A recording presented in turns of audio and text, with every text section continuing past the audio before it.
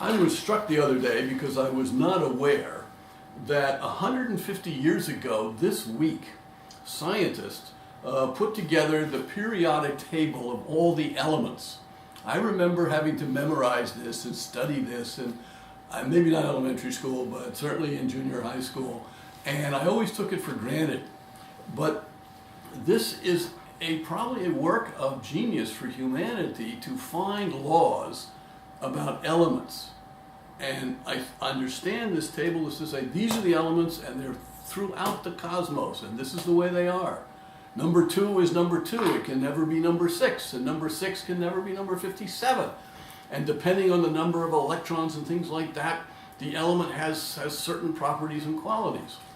Well, that led me to thinking about what do we mean here at the Co-Roundtable when we talk about moral capitalism. I think a lot of people involved, myself included, the people who started the organization, were just kind of thinking of ethics. Ethics being something that's sort of intangible and maybe flexible, might be squishy from time to time, or it might, in the wrong hands, become a kind of intolerant ideology. I'm right and you're wrong. But what if this theory to figure out about a capitalism is actually more like a science?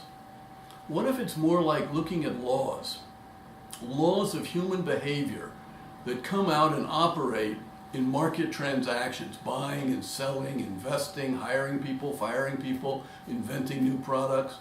What if our idea of moral capitalism is actually more of a law that says, if you run the system in this way, you will get certain outcomes.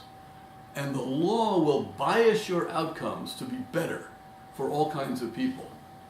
I'm beginning to think we ought to talk more about capitalism as a law, as a constructive law, like the periodic table, where we can point to building blocks which give us good outcomes.